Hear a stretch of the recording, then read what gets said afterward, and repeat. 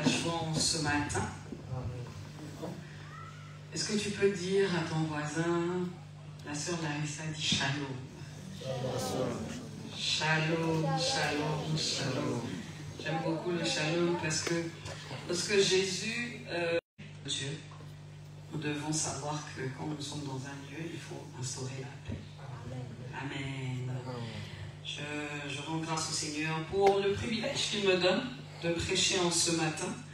Je dis merci au Seigneur pour la vie de l'apôtre Novi là où il est. Merci pour la confiance encore renouvelée en ce matin. Nous allons nous lever pour lire quelques passages des Écritures.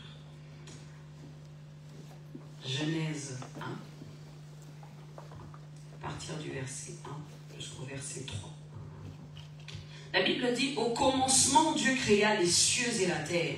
La terre était informe et vide, et il y avait des ténèbres à la surface de l'abîme, et l'Esprit de Dieu se mouvait au-dessus des eaux. Dieu dit que la lumière soit, et la lumière fut. Amen. On va lire un deuxième passage, Genèse 12, à partir du verset 1. La Bible dit: l'Éternel dit à Abraham: va-t'en de ton pays, de ta patrie et de la maison de ton père, dans le pays que je te montrerai. Je ferai de toi une grande nation, et je te bénirai. Je rendrai ton nom grand, et tu seras une source de bénédiction. Je bénirai ceux qui te béniront, je maudirai ceux qui te maudiront. Toutes les familles de la terre seront bénies en toi. Verset 4. Abraham partit, comme l'Éternel lui avait dit, et Lot partit avec lui. Abraham était âgé de 75 ans, lorsqu'il sortit de Charan. Abraham prit Sarai, sa femme, et Lot, fils de son frère, avec tous les biens qu'il possédait et les serviteurs qu'ils avaient acquis à Charan. Ils partirent pour aller dans le pays de Canaan, et ils arrivèrent au pays de Canaan. Abraham parcourut le pays jusqu'au lieu nommé Sichem, jusqu'au chêne de Morée. Les Cananéens étaient alors dans le pays. L'Éternel apparut à Abraham et dit: je donnerai ce pays à ta postérité. Et Abraham bâtit là un autel à l'Éternel, qui lui était apparu. Il se transporta de là vers la montagne, à l'orient de Béthel, et il dressa ses tentes. Ayant Béthel à l'occident et Haï à l'orient, il bâtit encore là un autel à l'Éternel, et il invoqua le nom de l'Éternel. Abraham continua ses marches et s'avança vers le midi. Amen. On peut se rasseoir. Amen. Nous savons tous que dans la Bible, il y a plusieurs principes. La Bible regorge toutes sortes de principes et de lois. Et en tant que chrétien, et même pas en tant que chrétien, en tant qu'être humain, notre vie entière est régie par ces lois. Un exemple simple, la loi de la sémaille et de la moisson. C'est une loi que la Bible dit que ça serait une loi perpétuelle. C'est-à-dire que ce principe existe, il est établi. Et cela ne dépend pas du fait qu'on soit chrétien ou pas. Pour preuve, lorsqu'un païen, par exemple, sème, il moissonne. Cela ne dépend pas du fait qu'il est enfant de Dieu ou pas. Maintenant, parmi ces principes et ces lois, il y a une loi particulière que Genèse 1 nous enseigne ce matin. Et cette loi, en fait, on l'appelle la loi de la première mention. C'est quoi la loi de la première mention? Ce sont les théologiens qui l'appellent comme ça.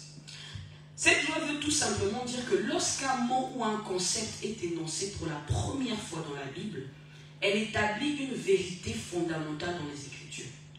En d'autres termes, si tu veux comprendre un terme biblique, il faut que tu reviennes au commencement, à son origine. Et en fait, la façon dont Dieu introduit un sujet pour la première fois sert de fondation sur lesquelles toutes les autres mentions ultérieures de ce sujet sont construites. Et en fait, j'ai parlé beaucoup, j'ai beaucoup défini et tout. Genèse 1 nous dit quoi? Au commencement, Dieu créa. Le thème ce matin de mon message est au commencement Dieu. Pourquoi au commencement Dieu? D'abord, nous voyons dans Genèse 1, il n'y avait rien. Dieu créa le ciel et la terre, et ensuite, la terre était informe et vide. Il n'y avait rien. Mais ce que j'aime dans le passage après, c'est que et l'Esprit de Dieu se mouvait au-dessus des eaux. En fait, ici, Dieu établit une vérité. C'est qu'il était au commencement. Dieu était au commencement. Et ça ne dépend pas de si tu crois ou si tu ne veux pas croire. C'est un fait. C'est un principe, comme je vous ai dit. C'est une loi. Et j'aime parce que la Bible commence par cette loi-là. C'est que Dieu veut nous faire comprendre que, oui, il était au commencement, c'est vrai. Mais il est aussi le commencement de toutes choses. La Bible dit, dans Jean 1, le verset 1 à 3, au commencement était la parole, et la parole était avec Dieu. Mais la Bible ne s'arrête pas là. La Bible dit, et la parole était Dieu. Elle était au commencement avec Dieu. Toutes choses ont été faites par elle, et rien de ce qui a été fait n'a été fait sans elle. C'est qu'en fait, Dieu est le commencement de toutes choses. Ce n'était pas la terre, ce n'était pas l'espace, c'est que c'était Dieu qui était là. Dieu est le commencement de toutes choses. Dieu est le commencement de ta vie. Dans Jérémie, il est dit quoi? Je te connaissais lorsque tu étais dans le sein de ta mère. Donc Dieu était là avant que tu n'existes. Sauf que Dieu était là même avant qu'Abraham n'existe, avant que Adam n'existe, avant que même il y ait cette terre.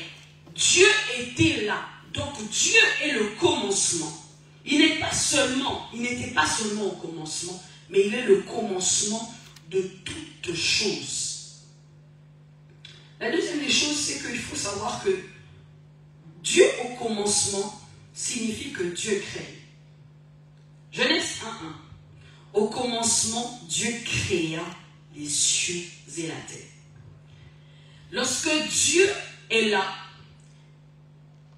il crée. Lorsque Dieu entre dans ta vie, il crée quelque chose de nouveau. Il n'y avait rien sur la surface de la terre. Rien du tout. Mais nous voyons que Dieu crée. Et c'est là même que commence la vie.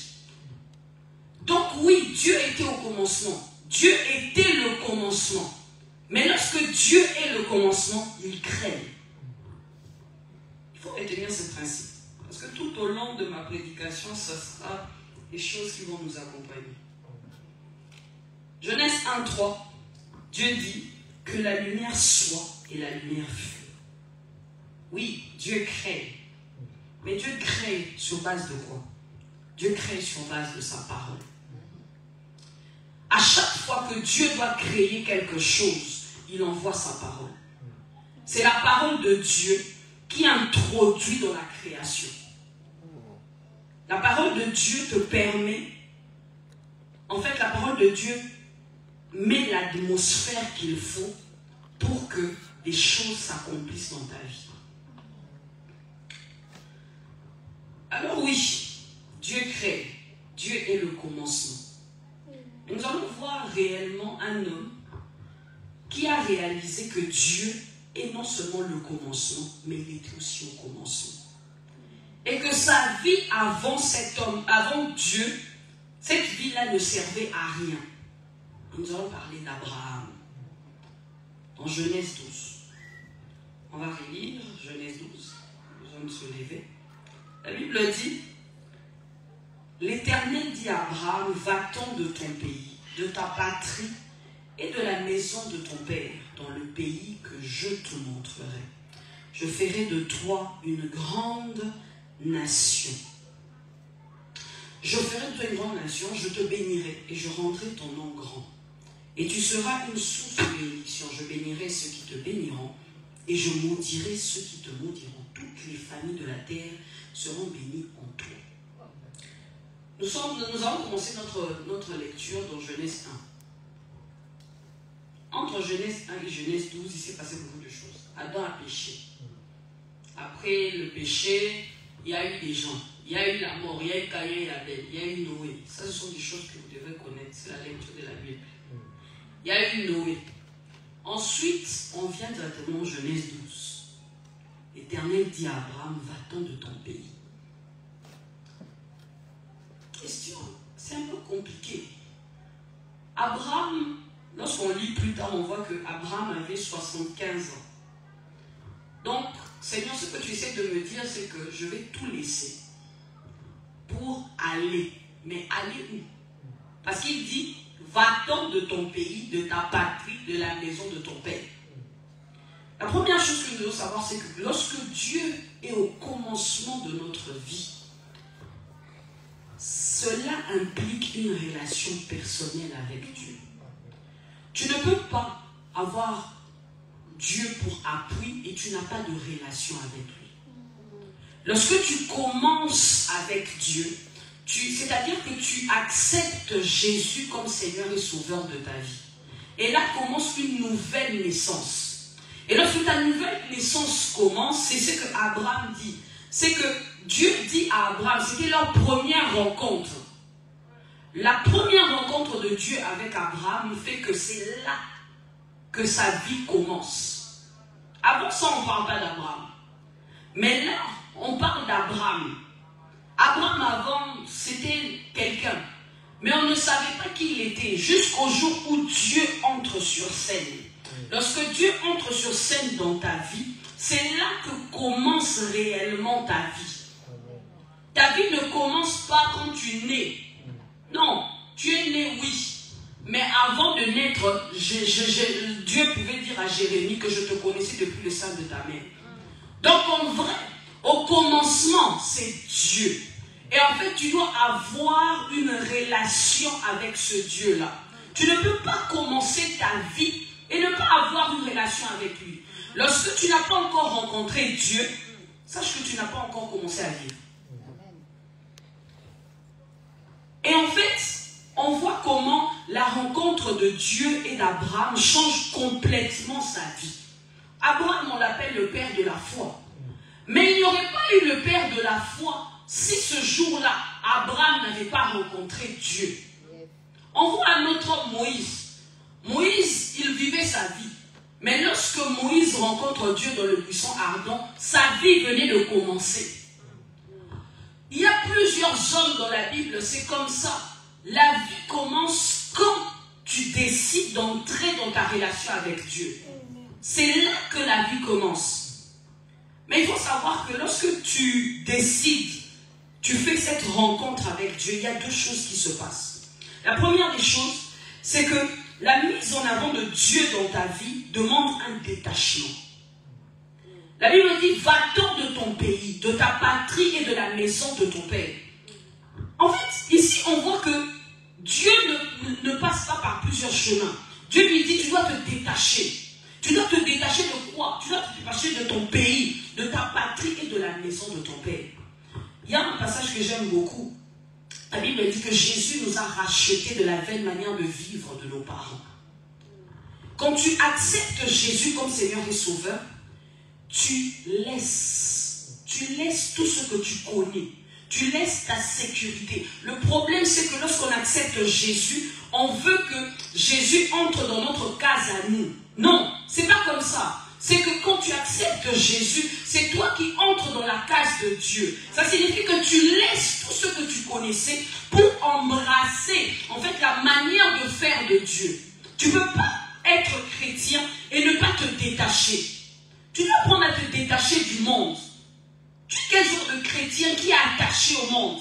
La Bible dit que l'amour du monde est ennemi à l'amour de Dieu. C'est ennemi. C'est pas la même chose. Tu dois te détacher. On dit ici, on demande à Abraham de se détacher de son pays. Vous imaginez quelqu'un qui avait 75 ans. Il a vécu là-bas toute sa vie. 75 ans, c'est l'âge de la retraite dans certains pays. C'est qu'il a vécu toute sa vie là-bas. Mais Dieu lui dit de se détacher. Toi, si on te demande de laisser certaines choses, tu vas commencer à te plaindre. Oh non, Dieu m'a demandé de laisser certaines fréquentations et tout. Mais je ne suis pas prêt. Abraham. On lui dit, va-t'en. Et c'est un ordre. Et il faut noter quelque chose que Abraham ne connaissait pas Dieu. Donc, quelqu'un qui vient dans ta vie soyons un peu humains. Il vient dans ta vie et te dit, là où tu es là, quitte, pars. Il a entendu parler de Dieu, mais il n'avait pas cette relation encore avec Dieu. Et cet homme-là lui dit, ce Dieu-là lui dit, va-t'en. Est-ce que si tu étais Abraham, tu serais parti? Est-ce que si tu étais Abraham, tu te serais détaché? Tu acceptes le Seigneur aujourd'hui, mais tu ne veux pas te détacher du péché. Les mêmes choses se répètent dans ta vie. Et tu te dis chrétien. Tu ne veux pas te détacher du monde. Tu ne veux pas te détacher des mauvaises fréquentations. La Bible dit, ne vous y trompez pas. Les mauvaises fréquentations corrompent les bonnes mœurs. Ce n'est pas une histoire, ce n'est pas de la blague. C'est la vérité. Même les gens de ce monde savent que lorsqu'un fruit mûr se retrouve avec des fruits pourris, il pourrit. Mais toi, si on te dit, ces fréquentations-là, c'est pas bon pour toi. Oh non, je suis chrétien, je prie. Tu pries comment? Détache-toi. Détache-toi du monde. Abraham avait tout. Abraham avait femme et enfant. On lui dit de quitter son pays. Se détacher, c'est aussi se détacher de la manière de vivre de nos parents, de nos traditions, et embrasser la façon de faire de Dieu. La manière de faire que tu connais depuis toujours. Non, c'est pas la bonne. Le standard, c'est le standard divin. Je vous ai parlé des principes. Et au commencement, Dieu. Donc quand tu te détaches, c'est que le principe, c'est Dieu d'abord. C'est Dieu d'abord. Si Dieu n'a pas dit, ce n'est pas ça.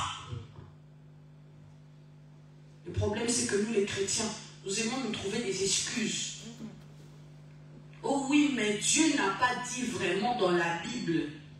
Mais tu sais au fond de toi que ce n'est pas bon. Mais tu continues. Il faut te détacher. Lorsque tu es au commencement de ta vie, tu te détaches. Amen. La deuxième des choses, c'est que le détachement implique aussi la foi. Lorsque tu mets Dieu devant, tu dois avoir la foi en Dieu. Amen. Tu dois avoir la foi en Dieu. Pourquoi je dis ça? Abraham, on lui dit, dans le pays que je te montrerai. Papa, j'ai vécu toute ma vie dans un pays. J'ai 75 ans.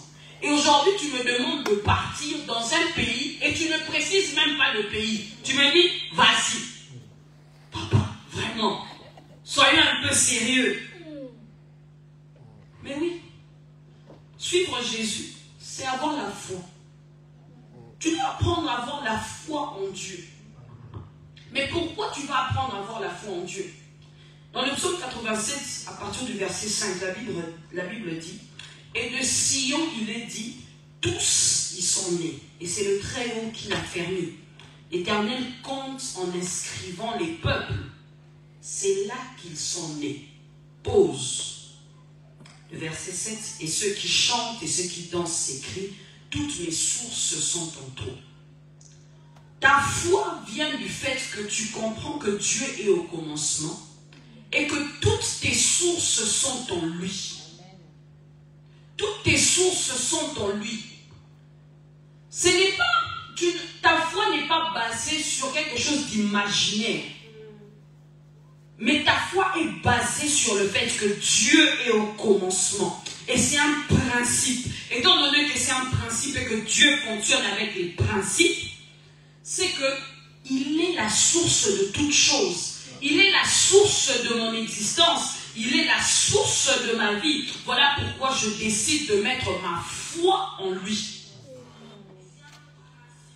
La foi vient des choses qu'on espère, une démonstration de celles qu'on ne voit pas. C'est Hébreu qui nous le dit. Ce sont des choses que tu espères. Mais ces choses que tu espères, vous savez, il y a un passage qui dit dans Ecclésiaste, et qu'il a mis dans la pensée, dans le cœur de l'homme, la pensée de l'éternité. C'est-à-dire que même les païens, même l'athée, dans son cœur, il a la pensée de l'éternité. Et maintenant, quand tu rencontres le Seigneur, il active cette pensée. Et c'est sur base de cette pensée-là que tu mets ta foi en lui. C'est sur base de cela que tu mets ta foi en Jésus. Deuxième des choses, c'est que Dieu au commencement implique l'obéissance. Verset 4 de Genèse 12. Abraham partit comme l'Éternel le lui avait dit, et Lot partit avec lui. Abraham était âgé de 75 ans lorsqu'il sortit de Charan. Abraham prit Sarai sa femme et Lot, fils de son frère, avec tous les biens qu'ils possédaient et les serviteurs qu'ils avaient acquis à Charan. Ils partirent pour aller dans le pays de Canaan et ils arrivèrent au pays de Canaan. Abraham, tu rencontres un homme. Moi, si j'étais Sarai, je lui ai dit, toi tu commences à devenir fou. Tu rencontres un homme. Oui, tu me dis que tu as entendu Dieu te parler. Ok, d'accord, c'est légitime. Maintenant, c'est ce même Dieu-là qui te dit, quitte 75 ans. On a des choses. On a Lot, ton neveu que tu es parti chercher. On a sa famille. On a des affaires. Et toi, tu te lèves et on part. Non, tu commences à un peu délirer. Mais Abraham avait compris que lorsque tu mets Dieu au commencement, tu obéis. Tu obéis. Tu obéis. Abraham n'a pas regardé à tout ce qu'il avait construit. Abraham n'a pas regardé à tous les biens qu'il avait. Mais il s'est rendu compte que quand ce Dieu-là entre dans ma vie, c'est maintenant que ma vie commence. Donc quand il me dit de partir, j'obéis. Le problème avec nous les chrétiens, c'est qu'on n'obéit pas à Dieu. Le problème avec nous les chrétiens, c'est qu'on n'obéit pas à Dieu. Parce qu'on se dit toujours que Dieu va nous faire un faux coup. Pourquoi? Parce qu'on ne voit pas Dieu. Proverbe 16, le verset 4 dit quoi? L'Éternel a tout fait pour un but, même le méchant pour le jour du malheur. C'est-à-dire que lorsque tu es là, c'est pour un but. Dieu est le Dieu créateur. Nous avons vu dans Genèse 1 qu'il crée. Et en fait, en tant que créateur, il est responsable de sa créature. C'est-à-dire que quand il est responsable de sa créature, il va encore plus loin. Il crée, mais il a un but, il a une pensée derrière sa création. Et quand tu es là, tu ne peux avoir cette pensée-là que d'abord en acceptant Jésus, mais ensuite en lui obéissant. Le problème, c'est que tout le monde sur cette terre se pose, c'est quoi le but de sa vie? Les gens deviennent même fous à cause de ça. Les gens se demandent, mais pourquoi je suis sur terre? Le but de ta vie, tu ne pourras le rencontrer qu'avec Dieu. Amen. Mais le problème, c'est que si Dieu te révèle le but de ta vie, est-ce que tu vas obéir? Question. Dans Samuel, la Bible dit que la parole de l'Éternel était devenue rare. Pourquoi la parole de l'Éternel était devenue rare? C'est parce que Élie s'était déjà beaucoup corrompu. Et le péché faisait que Dieu ne parlait plus. Maintenant, pose-toi la question, est-ce que Dieu parle encore dans ma vie? Je vous ai dit que lorsque Dieu crée, il crée sur base de sa parole. Et lorsqu'il crée sur base de sa parole, toi, tu dois obéir à cette parole-là. Maintenant, imagine-toi que tu es devant un enfant à qui tu dis toujours la même chose, mais l'enfant n'écoute pas. Tu finiras par te taire. Et c'est la même chose avec Dieu. C'est que si Dieu ne parle plus dans ta vie, c'est parce qu'il t'a demandé de faire des choses et toi, comme tu es tout puissant et que tu connais tout, tu as décidé de ne rien faire. Abraham avait obéi. Le problème aussi, c'est que tu n'as rien. Tu n'as rien. Abraham au moins avait une femme et il avait des enfants. Non, il n'avait pas encore d'enfants, mais après Dieu lui a promis ça. Mais il avait des biens. Il avait de l'argent. Toi, tu n'as rien. Mais tu ne veux pas obéir à Dieu. D'abord, tu n'as rien. Ensuite, tu n'es rien. Et tu ne veux pas obéir à Dieu. Tu as un problème. On a trop de chrétiens qui ne veulent plus obéir à Dieu. Il faut savoir que Dieu ne fait pas dans le gaspillage. Lorsque Dieu te crée pour un but, si tu ne veux pas de ce but-là, il va t'enlever. Il va t'enlever, il va passer à autre chose. Le bien, en fait, c'est même un honneur pour toi d'obéir à Dieu. Mais quand Dieu vous parle, non. Moi je connais, je suis chrétien. Quand Dieu te parle, obéis. La Bible dit que l'obéissance vaut mieux que les sacrifices. À chaque fois que tu dois faire quelque chose, demande à Dieu qu'est-ce qu'il veut que tu fasses. Cette question, les gens ne posent pas ça à Dieu. Tu viens devant la présence de Dieu. Merci Seigneur, merci Seigneur. Mais dès que Dieu va te dire, ok, merci Seigneur, mais là je veux que tu acceptes l'appel. Surtout les gens qui doivent accepter l'appel. Il y en a beaucoup ici. Ici. Je ne vais pas citer. Ici. Il y en a beaucoup. Dieu t'appelle. Il te fait des bips. Il te fait des messages. Rien. Insensible. Tu es insensible à l'appel de Dieu. Si tu es insensible à l'appel de Dieu, tu seras sensible à quoi? Tu as le choix. Ce que j'aime, c'est que Dieu met devant nous le libre arbitre. Tu as le choix de choisir de lui obéir ou pas. Amen. Mais sache que si tu dis que Dieu est au commencement de ta vie, tu dois lui obéir.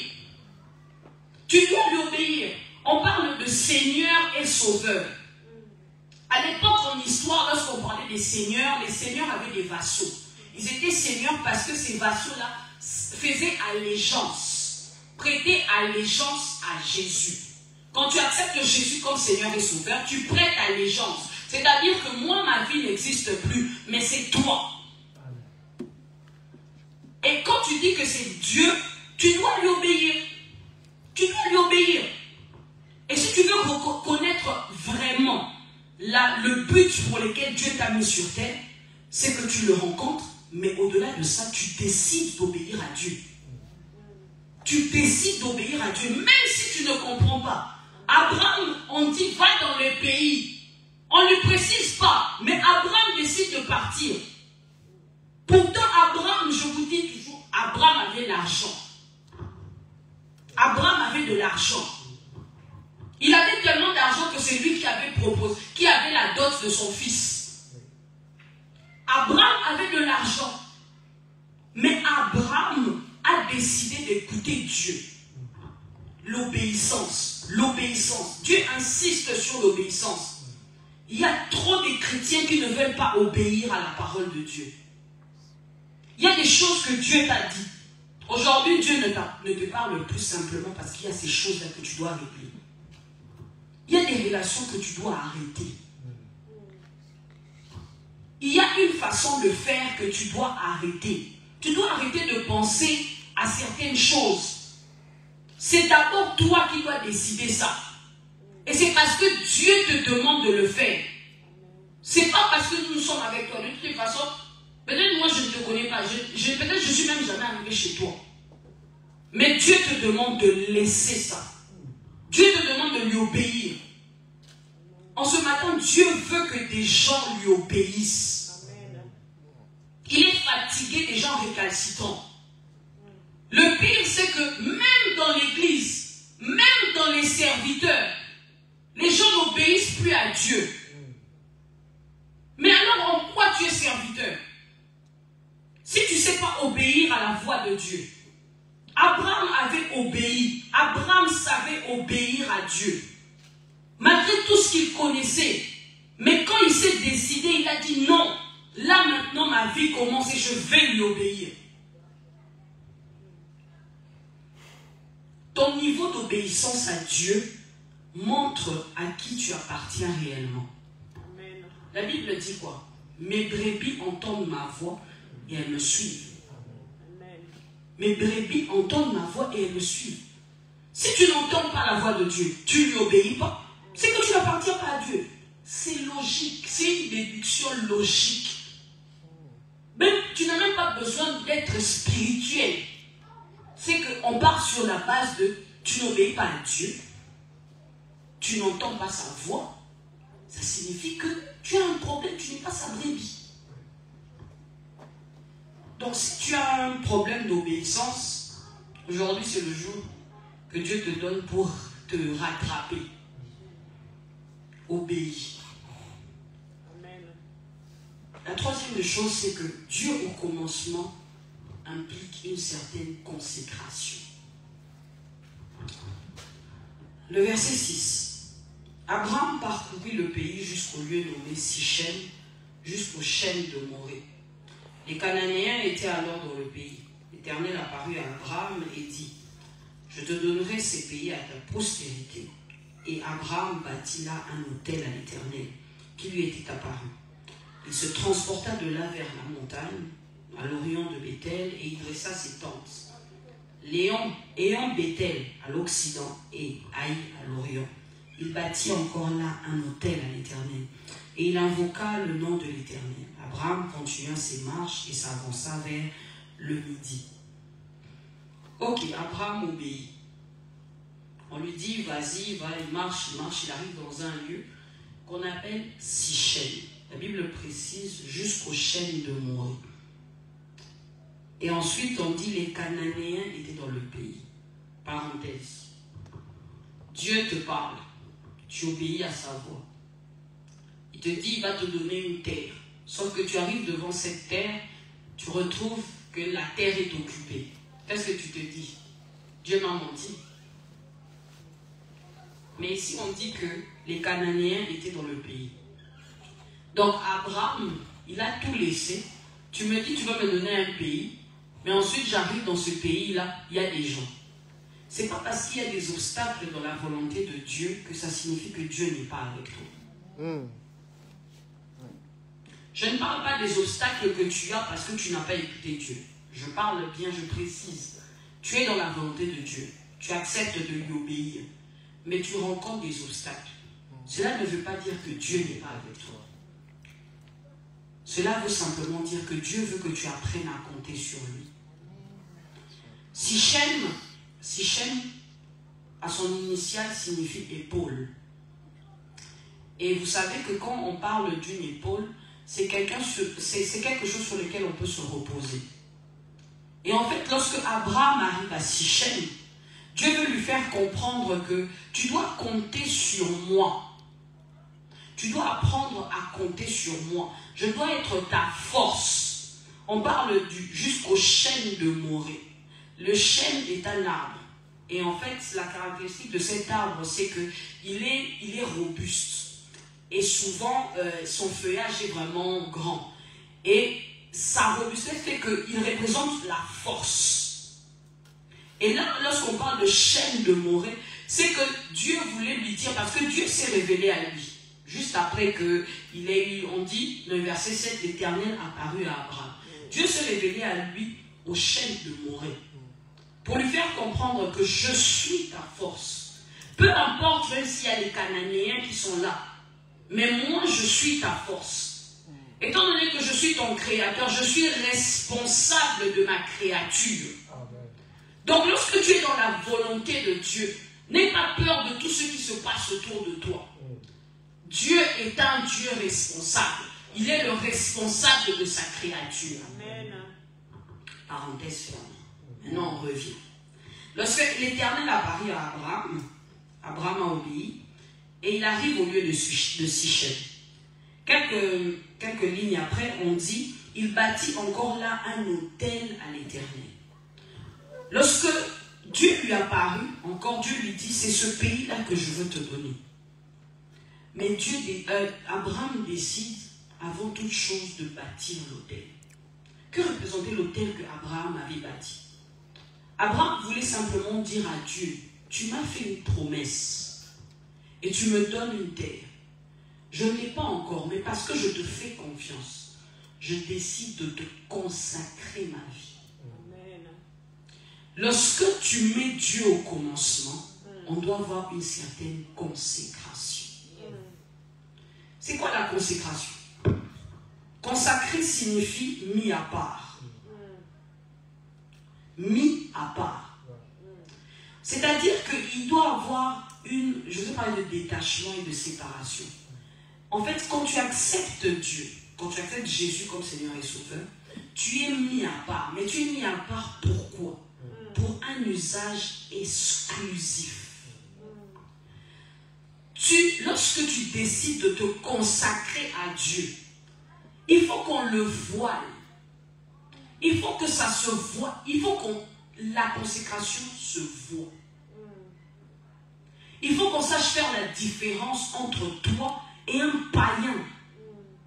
Est-ce qu'aujourd'hui, tu te dis chrétien, mais est-ce que vraiment tu es consacré à Dieu? Amen. La Bible parle des Lévites. Et la Bible dit que les Lévites, cette tribu-là, la spécialité, c'est qu'ils étaient consacrés à Dieu. Ils étaient consacrés pour le service au temple. Mais ils étaient consacrés et ils avaient une certaine manière de vivre. C'est écrit dans Deutéronome, Lévitique, Exode, les choses que vous n'aimez pas lire. Deutéronome, Lévitique, Chronique, ce sont des choses que d'habitude les chrétiens n'aiment pas lire. Mais là, en fait, c'est que Dieu était en train de montrer comment il voulait que le peuple lui soit consacré. Tu es enfant de Dieu, mais tu n'es pas consacré à Dieu. Tu n'es pas consacré à Dieu.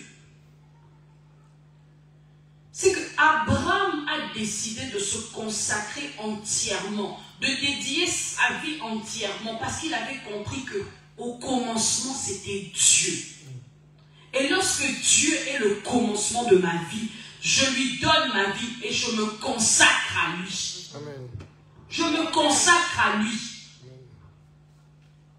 On ne veut plus se consacrer. Lorsqu'on te dit réserver un usage exclusif, je vous donne un exemple simple. La consécration, c'est savoir choisir aussi de faire passer Dieu en premier. Un exemple simple. Hier, j'étais à une fête. J'étais à une fête. Mais je devais prêcher ce matin. Je ne pouvais pas annuler la fête d'hier parce que c'était quand même important. Je suis partie. Mais à 19h, j'ai regardé l'heure. J'ai dit non, il faut que je rentre.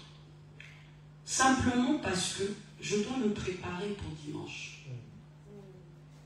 J'avais aussi envie de rester et me détendre. J'étais en famille, tout allait bien. Mais parce que j'ai décidé de consacrer ma vie à Dieu, il passe en premier. Il est au commencement. Et c'est d'abord lui. C'est d'abord lui. Alors s'il faut que je laisse ce que j'étais en train de faire pour me consacrer à la tâche que Dieu veut que je fasse, je le fais. C'est la consécration. Combien de gens choisissent toujours les autres choses avant Dieu? Dieu va comprendre. Dieu comprendra toujours. Si on te dit de venir à l'église le dimanche, non, je suis fatigué. Imagine-toi que Dieu t'empêche de te lever. Il te résiste. Tu vas encore exister. Les choses que tu avais à faire, tu vas les faire. Mais parce que Dieu comprendra. Dieu comprend toujours. Et c'est toujours des excuses. On te dit de servir Dieu. Tu veux faire des excuses. Toujours des excuses. Tu as des excuses parce que Dieu n'est pas encore au commencement. Lorsque tu mets Dieu au commencement, les choses s'alignent en fonction de celui qui est devant. Tu alignes ta vie en fonction de celui qui est devant toi. C'est la même chose quand on est dans l'armée. Dans l'armée, on ne décide pas de se réveiller comme ça. Quand tu es soldat, tu obéis à l'ordre du chef. Tu obéis à l'ordre du chef. Alors oui, l'obéissance, mais aussi la consécration. Combien de gens ne veulent plus se consacrer à Dieu?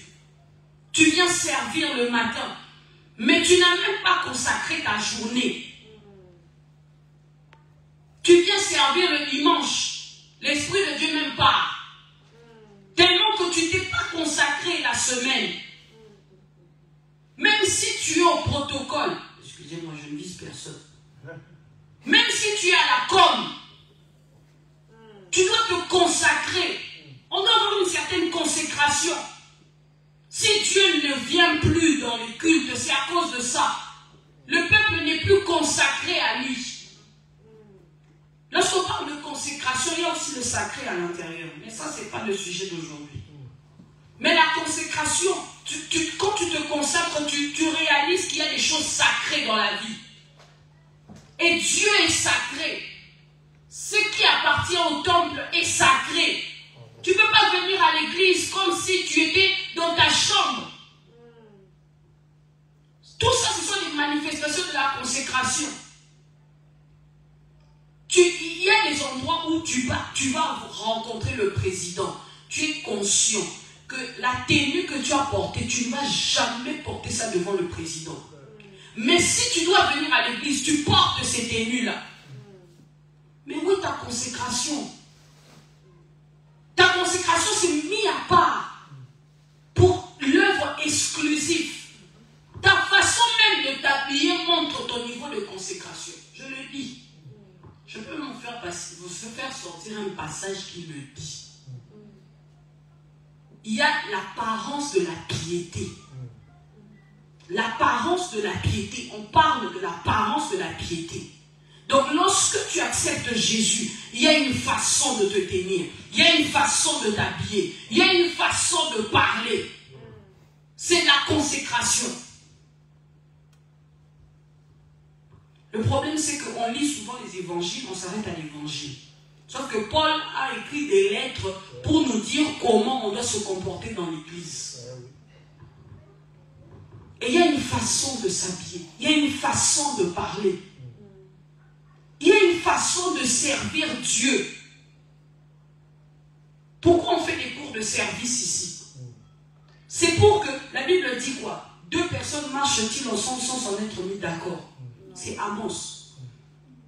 Même quand tu dois par exemple te marier, tu discutes d'abord avec la personne. Si tu vois que vous n'avez pas la même manière de faire les choses, vous vous séparez. Et dans la maison de Dieu, il y a une façon de faire. Combien de gens on vous parle et vous ne voulez pas être consacrés? Moi je ne parle plus. Simplement parce que j'estime que quand tu mets Dieu au commencement, il y a des choses que je n'ai pas besoin de te dire. Il y a des choses que je n'ai pas besoin de te dire. Parce que tu comprends que Dieu est au commencement. Dieu est au commencement. Tu dois apprendre la consécration. Et la consécration, ça ne s'apprend pas à la maison. La consécration, ça s'apprend là où des gens ont compris c'est quoi la consécration. Et c'est dans l'église. C'est dans l'église. Tu es là, tu es en train de te suivre en ligne. Tu ne pars pas dans une église. Cherche une église. Parce que tu dois être enseigné. Tu dois être enseigné. La consécration, ça s'apprend. On ne naît pas consacré. On devient. Et ça s'apprend. Selon les standards divins. Tu dois être consacré à Dieu. Tu dois apprendre la consécration. Hébreux 8:10, la Bible dit, mais voici l'alliance que je ferai avec la maison d'Israël. Après ces jours-là, dit le Seigneur, je mettrai mes lois dans leur esprit. Je les écrirai dans leur cœur et je serai leur Dieu. Ils seront mon peuple. Je serai leur Dieu et ils seront mon peuple. Tu es le peuple de Dieu. La Bible parle d'un sacerdoce royal. Tu dois être consacré à ton Dieu. Et il y a beaucoup de gens qui ont des problèmes de consécration actuellement. On veut faire de l'évangile quelque chose de marketing pour attirer les foules. Mais les foules ne sont pas consacrées à Dieu. C'est l'évangile. L'évangile à elle-même suffit. Elle n'a pas besoin de rajouter des artifices. Si tu acceptes Jésus, il y a des choses que tu dois faire. Et si tu n'es pas d'accord, tu peux rentrer dans le monde. C'est un choix. Beaucoup de gens ne veulent pas choisir d'être consacrés. Tu te dis chrétien, tu as accepté Jésus, mais tu vis dans le péché. Le péché, ce n'est pas seulement l'impudicité. Le péché, c'est manquer le but. C'est manquer le but. Est-ce que tu te réveilles le matin et tu te demandes, Seigneur, c'est quoi le but de ma journée aujourd'hui? Combien de gens toujours le fond. C'est quoi le but de ma journée aujourd'hui? Qu'est-ce que, dans ton plan, qu'est-ce que tu avais prévu pour moi aujourd'hui? Ou bien tu dors et puis tu te réveilles comme tu veux. Mais où est Dieu? Où est Dieu? Dieu, tu parles de Dieu matin, midi, soir. Tu as l'apparence de la piété, mais tu en réunis ceux qui ont fait la force. Et ceux qui ont fait la force, c'est la consécration. La force d'un chrétien, c'est sa consécration. Tu dois apprendre à être consacré à Dieu. Tu dois te consacrer. C'est pas normal. Soit tu appartiens à Dieu, soit tu n'appartiens pas à Dieu. Josué a dit quoi? Moi et ma maison, nous servirons l'Éternel. Mais choisissez. Choisissez. Soit tu appartiens à Dieu, soit tu n'appartiens pas à Dieu. De toutes les façons, je ne sais pas si tu sais, mais dans ta Bible, c'est écrit que les tièdes là, Dieu va les vomir. Dieu va les vomir. Ce genre de message, vous n'aimez pas ça. C'est pas grave. Mais tu dois te consacrer. Tu dois te consacrer. Arrête de prendre les choses de Dieu à la légère. Dieu n'est pas ton ami. Le problème, c'est que Dieu, comme il comprend, Dieu, il est saint. Dieu, la Bible dit que Dieu est lent à la colère, riche en bonté. Oui, il est lent à la colère, riche en bonté. Mais on dit qu'il est lent à la colère. On ne dit pas qu'il n'a pas de colère. Le jour où il va te frapper, tu te souviendras de ma prédication. Tu dois te consacrer. Au lieu de servir Dieu avec égard, avec respect, tu sers Dieu comme si c'était juste ton ami. Où est la consécration? Où est la consécration? Une église consacrée à Dieu, dédiée à Dieu, ça se voit. Tu es capable de ne pas aller au travail, de ne pas rater une réunion. Tu es capable de ne pas venir en retard au travail. Mais quand il s'agit de Dieu, tu as toujours des excuses. Tu as des excuses parce que Dieu n'est pas au commencement. Parce que si Dieu était au commencement, tu n'aurais pas d'excuses. Tu n'aurais pas d'excuses. Soit Dieu est au commencement de ta vie, soit tu ne l'es pas. Soit il est au commencement, soit il ne l'est pas. La Bible dit quoi dans Matthieu 16? Matthieu 6. Lucas, tu peux m'afficher Matthieu 6, s'il te plaît. Ne vous inquiétez donc point et ne dites pas que mangerons-nous, que boirons-nous, de quoi serons-nous vêtus, car toutes ces choses, ce sont les païens qui les recherchent. Votre Père Céleste sait que vous en avez besoin. Le verset 33. Cherchez premièrement le royaume et la justice de Dieu, et toutes ces choses vous seront données par-dessus tout. Cherchez premièrement. Quand je parle de Genèse, vous allez me dire que c'était dans l'Ancien Testament. Mais ici, on est dans Matthieu. C'est Jésus qui parle, qui enseigne à ses disciples. Il les enseigne par rapport à la vie de tous les jours, par rapport aux biens matériels. Mais il dit quelque chose d'important. Cherchez premièrement. La version Semeur, je vais vous lire la version Semeur, parce que c'est ça qui m'a marqué.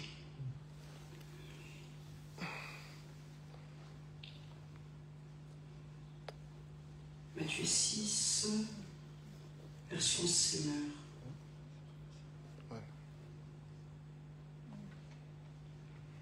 Verset 33 dans la version Semeur.